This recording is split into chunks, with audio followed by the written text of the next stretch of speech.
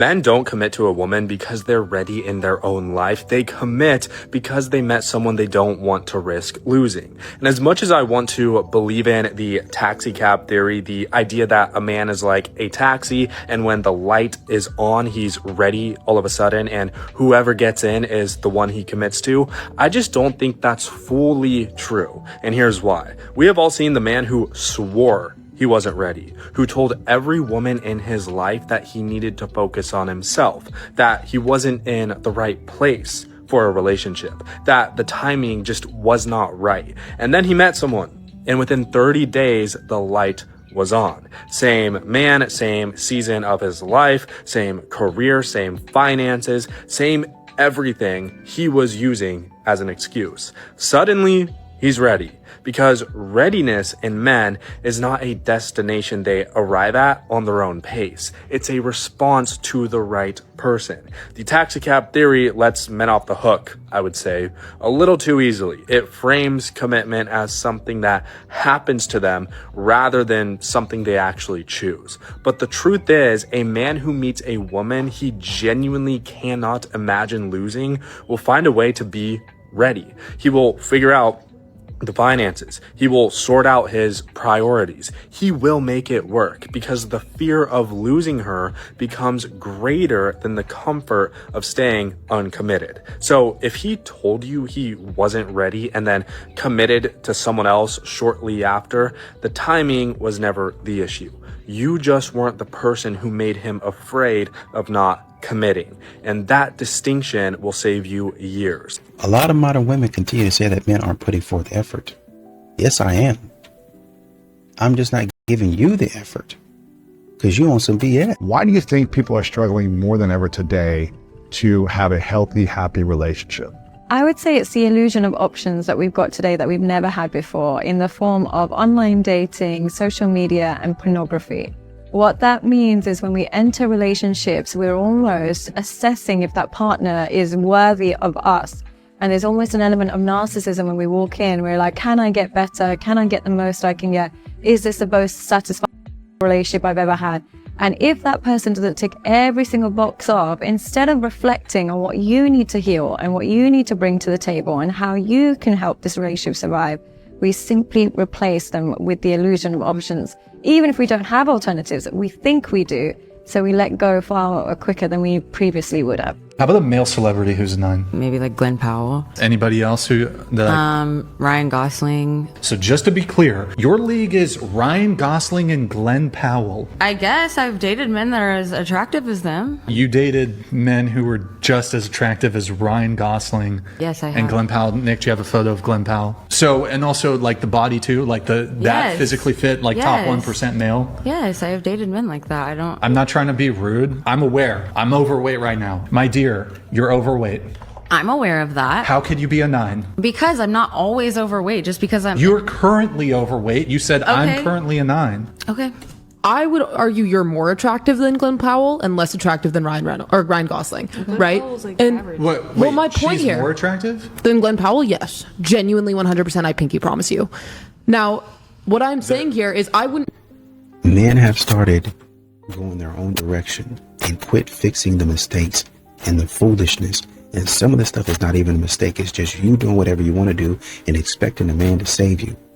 And when I, as a man, have stopped doing that, my life has gotten a lot better. There are so many good men, but if they aren't 6 feet tall, it's an issue. If they don't make over $100,000, it's an issue. If they aren't slinging a 12-inch in the pants, it's an issue. Meanwhile, the same women that are saying this is an issue are 50 to 75 pounds overweight, already have 2 or 3 kids by 1 or 2 different men, and they're not nice, they're condescending, but hey, they have a good career. It doesn't make any sense. There are so many good men, police officers, firemen, teachers, plumbers, electricians, truck drivers. There are so many good men out here. And this is another thing. These women have never even been around a millionaire, but saying that that's what they deserve. Why? You don't know not one. You don't have one in your phone. Who? Cardi B got wife. Cardi B is around the upper echelon. I'm trying, y'all. Would you want to be wifed by single Offset? right now, Hell right? no. Hell no. it's women that get with decent looking men, you know what I'm saying? But what makes them fine to the woman is because of his personality, how he carries himself, how he treats I just her. found that out. And that's some real Just found that out because I had women in my inbox and listen. I just found that out. Yeah. No, listen. They had women in my inbox and they'll say, now I'm honest, and they'll be like, I ain't gonna lie, you fine as and I'll be like, I know I got to work out. Don't come at me with that dumb ass shit. But to men, fine is fine. Fine is how you look. Yeah. But to women, it's different. If a make them laugh, if a That's fine, right. that's That's right. fine. Don't I start didn't know shit, that. Truth. That's I right. had no clue of that. That's right. So it was like, okay. down. All that. No. If you got some money, it ain't got nothing to do with laughing, he, ha, none of that. We don't give a about, let's be honest, we don't give a about none of that. Broke. Have I broke? No. Never. Absolutely the not. No. In your life. Never. Yeah. And who else life is gonna be? It's nothing but the No, truth I podcast. bro.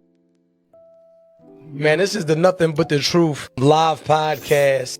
Well, honestly and truly, most of these modern women want to get their hearts broken by Chad and Tyrone.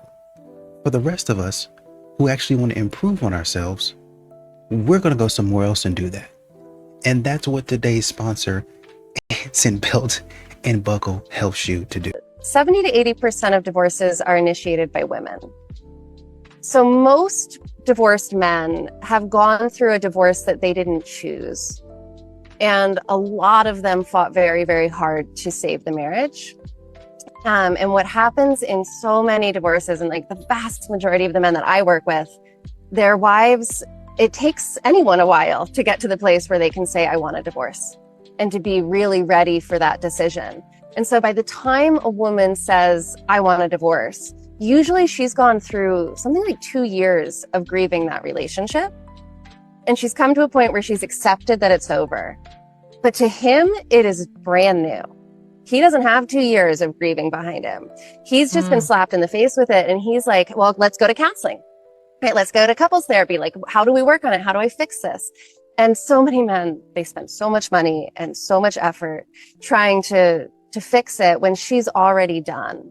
And so there's a huge loss of agency. A lot of men feel like they've lost control of their future, of their lives, like they have no say in what's happening in the divorce process. And when it comes to dating, then it creates a lot of trust issues for those men. Is how do I feel safe with a woman again when I know she can just leave and not really give me to him, it feels like she didn't give him a chance to fix it. Women, they just don't care what you say at all. They just can see what the truth is. And they're so nice to men. In general, a woman who loves you and is loyal to you will not reveal like your deepest weakness to your face. Like, they're very nice about that. They could totally destroy you. They wash your underwear. They listen to you snore. Like, they know what you're insecure about, and they keep it all. Isn't that beautiful, man? Oh, it's incredible. No, it's the greatest blessing. If you're just nice to them and pay attention and provide and protect, like, you get a lot in return. Women rule. Like, women are phenomenal compatriots to men. And this, like, compatriots, that's the right. That's exactly, it's a symbiosis. One cannot thrive without the other, period. A lot of these modern women like to comment on a man's masculinity. And if that's what you want to do, that's fine. Well, I believe a man should be this, and this, right? But I think the problem is a lot of these modern women really don't have a concept of what a man is. You can have an opinion, but the unfortunate thing for a lot of these modern women is their opinion is wrong. Their opinion of what a man is and what a man should be is wrong. That's not actually how a man works. That's not actually how masculinity works. They don't know that. They're just talking about what they read in some book somewhere. Most dudes who on they square and pursuing their business and walking in and what they supposed to, them is not asking your body count. So you saying body count doesn't matter to a real man? Body count matters to dudes who not in the count. Ooh. Oh Lord! No, we didn't. I ain't never met no dude. That's what I'm saying. I've never met a man who's had the, and ladies, I'm not saying it's like y'all easy. I've never met a man who had the ability to actually be with the woman that he wanted. Because most dudes with the women they got access to, not the women they want. I don't know a lot of men who with the women they want, who be worried about who else she. I got money.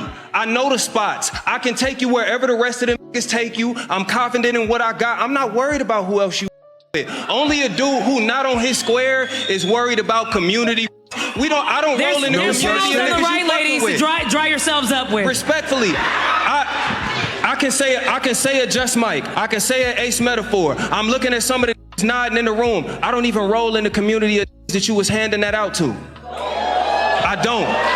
I'm not gonna run into the dudes that you with. The dudes who happy and want to point the finger like, oh, I f***ed her. That don't shop where I shop. He don't land where I land. That nigga's at the Respectfully, not the same.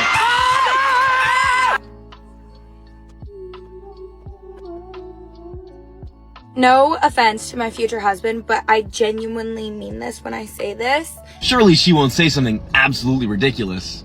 When I walk down that aisle, the only person that will be in my mind, the only person. Oh, I know this one. Your partner, because you're marrying them. Will be Jacob Lordy. And I know, but I mean that so seriously. I'm tired, man. Videos like these are the worst thing to happen to social media because it magnifies the perception of disloyal partners. Now, all of a sudden, I live in fear of marrying my partner one day and they're going to be thinking of another man while they walk down the aisle, which is arguably most people's worst fear. But since we're media literate adults, it's important to remember that videos like these become so popular because they are sensational and they make you feel crazy. The algorithm boosts them because this makes people feel mad. It makes me feel mad. It makes me feel scared. This does not represent the population. Normal people don't post videos like this, and to all of you disloyal losers who feel the need to share these thoughts on the internet, hey man, don't. I know that you want the attention. This is the worst way to spread it, because what you're doing is ruining modern dating culture, single-handedly. The internet's a big part of it, but it's also stupid creators who just want people's eyes on them for any reason. So whether you're a girl or a guy with a celebrity crush, hey man, shut the up. Nobody wants to hear about it because you're ruining dating for the rest of us. Reacting happens in relationships when she basically provokes you repeatedly. This can be emotionally, this can be psychologically, sometimes even physically, until you react, until you snap eventually. And then she'll use that reaction that you give her as proof that you're the problem, you know, that maybe you're the one. So what does this actually look like in real time? And I'm going to give you some examples, and maybe you've experienced these in your relationship. This can kind of give you an insight into how to identify it. So usually it starts pretty small, you know, maybe like small jabs at you, little jokes, little lighthearted things, could be sarcasm. She could even start ignoring you, or maybe withholding affection. You know, you try to go to grab her hand and she pulls away. And it can even go as big as starting to push your boundaries. You know, you might have put down a boundary, or she knows that there's something that you don't like, and she tries doing that to see, will I get a reaction? What is this going to lead to? And what happens is that over time, these little provocations become a lot more targeted towards you. You know, she may say things like, why are you so sensitive? Or, you know, you're such a disappointment. Or, you know, nobody wants to be with you. I don't want to be with you. The goal here from her is not to have an argument with you, but it's basically to get a reaction out of you. She wants to see, are you going to react, and how are you going to react? The thing is, once you do respond, and oftentimes it may be with anger, maybe with frustration, and maybe with defensiveness, she suddenly becomes very calm, very collected. All of a sudden, she's very concerned. And it's interesting because as humans, if someone is repeatedly provoking you over and over and over again, eventually you're going to lose your cool. Anyone in that situation would lose their cool and feel like, okay, like I'm angry now. And you might show some of that anger, and it's a normal reaction to something like this. But what happens here is that then the narrative gets flipped. So now you're the one who's the aggressor and she's looking like a victim. I would even want a boyfriend. Take out the garbage. That's a huge one. To like break down the boxes, to give me massages before bed every day, to compliment me every time I try on a new outfit, or like I'm like thinking twice about what I'm wearing, to pay for dinners, nails, get my car washed, to fill up the gas in my car. I have never and will never take my car through the car wash. I don't even know how. So I'm going to wait till I get a boyfriend to do that. You took out the garbage, you did all the boxes, you ripped them up and brought them to the corner, and you gave her a massage, and you paid for dinner and her nails, and now she's going on girls' night out half naked, right? So women like this should come with like a massive warning sign that they just have around their neck that like blinks, right? You need to be able to, guys, see the warning sign even though it's not there. If you expect me to keep talking to other people while me and you are talking, you're wrong. Yeah, I know. I put all my eggs in one basket. I gotta stop doing that, man. Like I can't help it. I just got a big heart. You feel me? Like, I can't be the only one. I can't. I literally cannot be the only one like this. I'm a lover boy. I don't know who I get it from. And it's definitely not the people who I hang around, because they're out living their best life. When they talking to somebody, they got to back up, because when that ends, they're good, so they got somebody else. I mean, should I do that? Should I do that? Should I do that?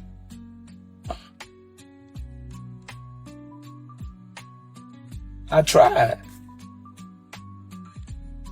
It just doesn't feel right. Okay, I said it. It just doesn't feel right. So, if you ever get the chance to talk to me in your lifetime, I'm talking to you, just know it's only you.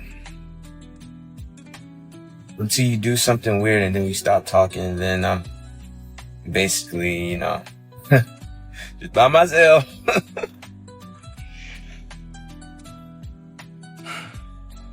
Yeah. I just saw a video celebrating marriage being legalized, like 11 years ago or something. And this is genuinely not me hating. I'm genuinely curious. Why would a person want to get married? Like what do you gain?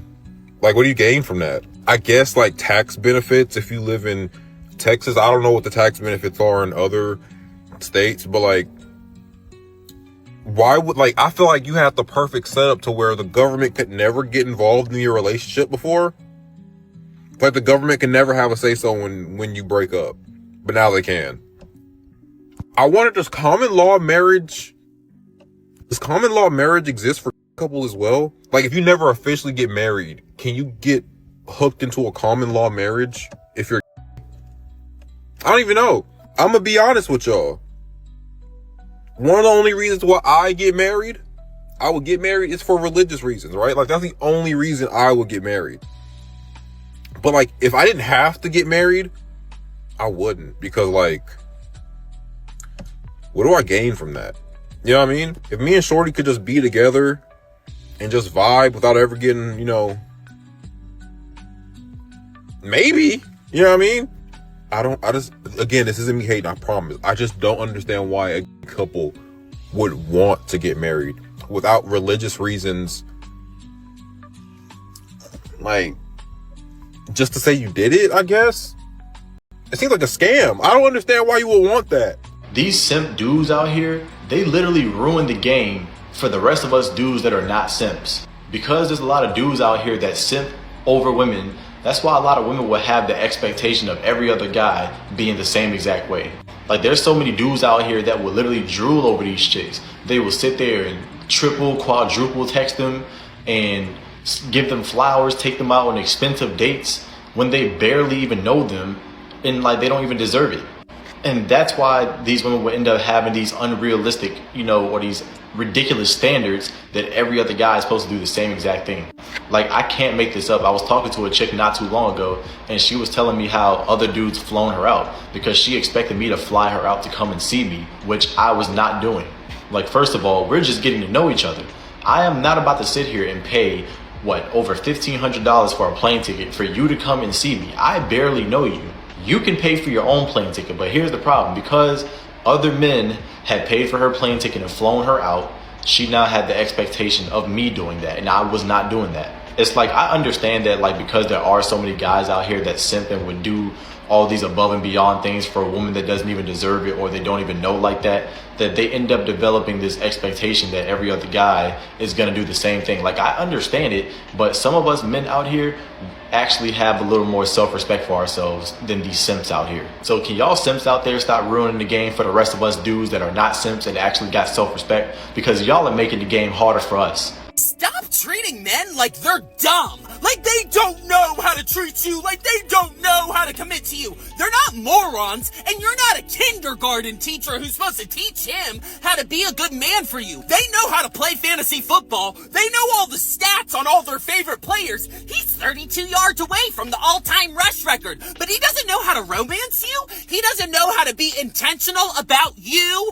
Bull! One of the worst things you can do is run in and latch on to a lazy, low-effort, dusty man and then make excuses for his behavior. Oh, he's just a man. He doesn't know. Oh, he knows all right. He's just using you. I know plenty of people in great relationships where the man puts in effort even after 20 years, so don't give me that crap like men were born yesterday. You're either dealing with a man who sees you as a queen and treats you like one, or a man who sees you as a tool and uses you like one. Men who see you as a tool weaponize their foe incompetence, acting like they don't know anything so they can take from you and then leave you high and dry. We're not about to play that game with them. You treat him like the grown man he is, and you expect him to behave like one, or you take your good-hearted self and you go get a real man. There's a king out there looking for a queen like you, and he's not gonna not know what to do or need you to teach him. He'll figure it out like the grown man he is. If I tell a girl and I'm dating her and I care about her and I tell her, hey, look, I don't want you going to the club with your girlfriends, or hey, I don't want you going out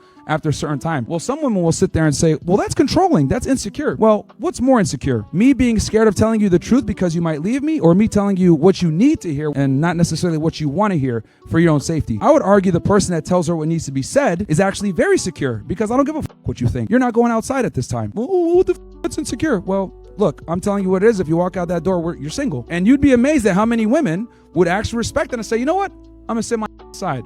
Because the reality is, women like to test you sometimes, and they want to see if can you stand up to their.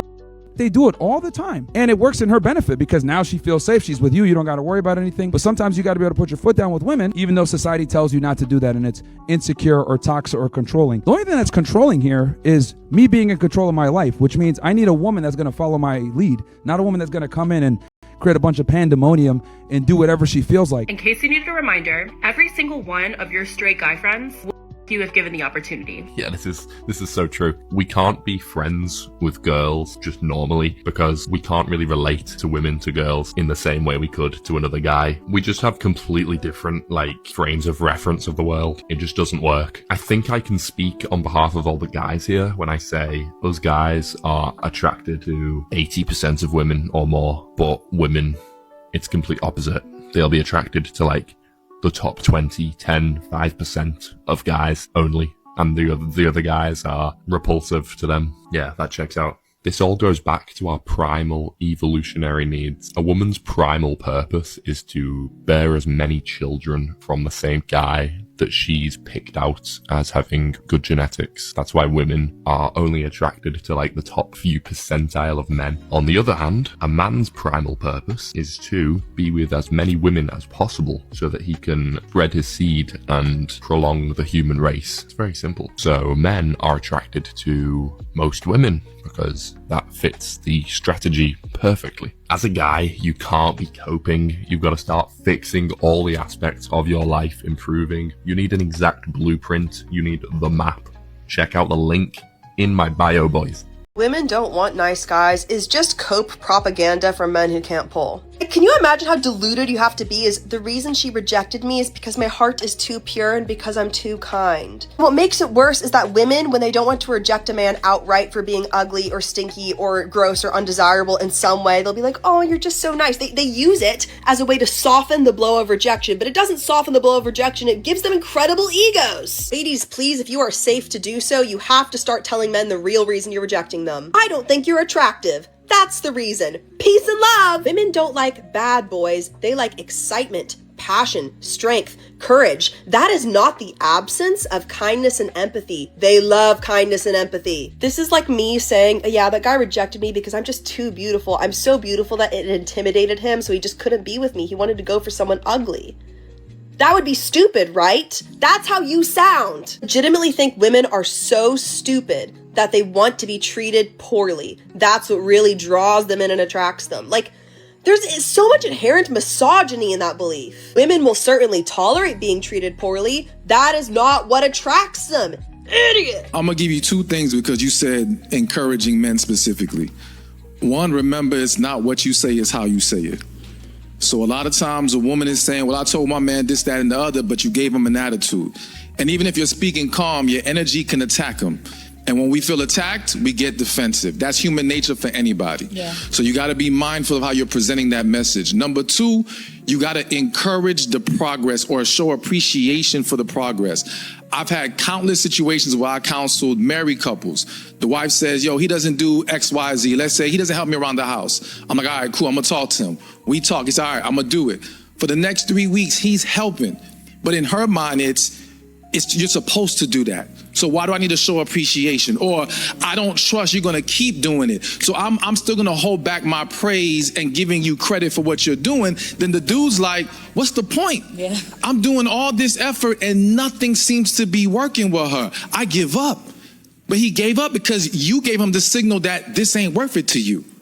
So you got to show him that, no, you appreciate, you see his effort, you see his progress. Because as men, 1 + 1 = 2. If we do this and we get that and it's good, we're going to keep doing it.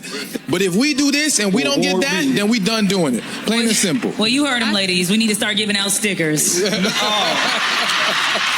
understood you. And I like that. I really with that. That's not what I was talking about. Many women will destroy their own marriage and still blame their husband. There's a false belief that the relationship can only get better if the man changes. If he just took more initiative, if he just stepped up more, if he was just more mature. Are there immature, unfaithful men who, even with the best wife in the world, still suck? Of course, but I'm not talking about those. I'm talking about the relationships that are slowly because of repeated toxic patterns. Nothing improves when you're sitting around waiting for change. Relationships get better when you change the pattern that you are activating in the other person. So let me break this down. The male brain is highly sensitive to recognition. When his efforts are admired, it opens him up to bond and connect more easily. But when he hears criticism, comparison, and pressure, his brain is forced to activate defense mode and he shuts down. So instead of saying, you never prioritize me, you change it to, when you prioritize quality time with me, I feel so safe and loved. Do you see the difference? One triggers attack and the other creates direction. A woman has the power to elevate or tear down a relationship because she is the emotional regulator of the home. She sets the climate, she sets the tone, and she shapes the environment. If you want to learn more about how to make your man step up, I created a free masterclass showing you the way. Comment class and I'll send you the link. Did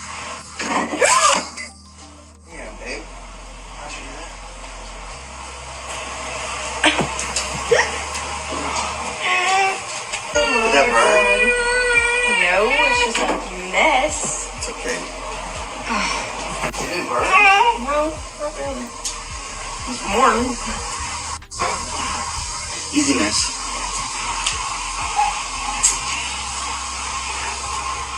You okay?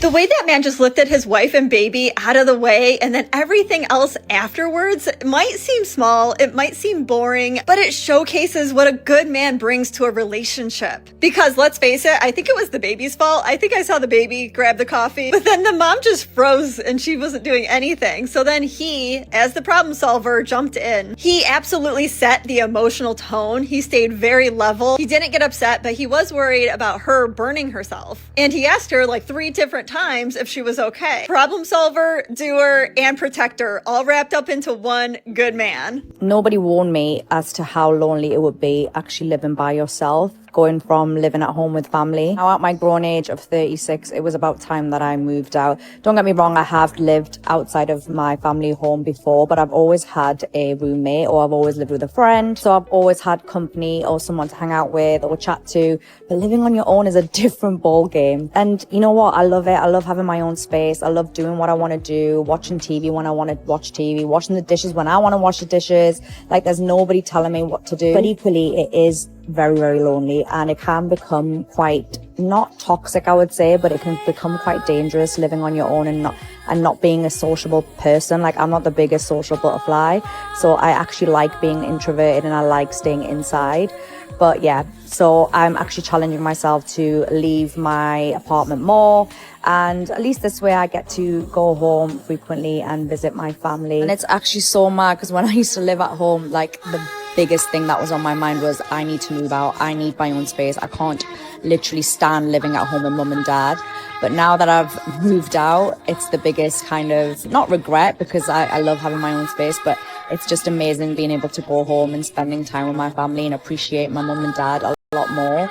And I get to see my nephew as well. You're really doing this right now? Doing what? It's Friday. People are out, laughing, living, and you're color-coding your life like an accountant. Is that what living looks like to you? Don't turn this into one of your calm lectures. You're wasting your youth. You're becoming boring on purpose. Boring or unbothered? No, boring. We could be anywhere tonight. And you're here planning next week like you're 80. Tell me something. When the night ends, what do you bring home? Memories, fun, a break. And on Sunday, what's left of it? You're impossible. I'm precise. If a week goes wrong, it doesn't announce itself. You plan for pain now? I plan for reality. Premeditatio malorum. I imagine what can break so it doesn't break me. And that helps? Not a life, Ethan. That's fear. Fear is needing noise to forget you're empty. Wow, so I'm empty because I want to go out? Answer me. If the lights go off, no music, no people, no attention, would you still feel like you matter? You're so cold. I'm not cold. I'm building something that doesn't depend on a weekend. And what is this something you're worshiping? A future that doesn't beg. A life that doesn't scramble. A man who doesn't need Friday to feel alive. And you think the party is beneath you? Not beneath me, just loud. Building an empire is quiet. Only the carnival is loud. So I'm the carnival. Tonight, maybe. But I'm not judging you, Maya. I'm warning you. About what? That noise feels like freedom until you realize it's just drowning out the clock. You really don't get tired of being alone in this. I do. I just get more tired of starting over. You think discipline is loneliness. It's not. It's loyalty to the life you said you wanted. The world will always offer you a louder room. But loud rooms don't build you. They rent you. Most people don't fear failure. They fear the silence required to become someone. So if you're watching this, choose one night that costs you nothing or 1 year that changes everything. Because the carnival will clap for you today and forget your name tomorrow.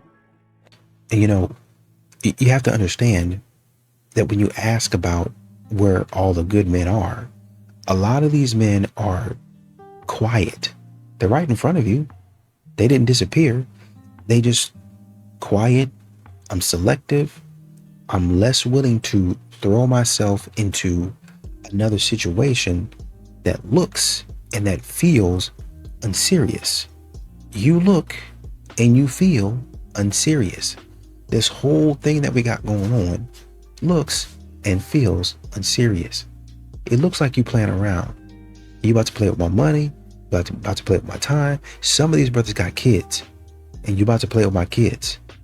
And if you start doing that, you might have a problem.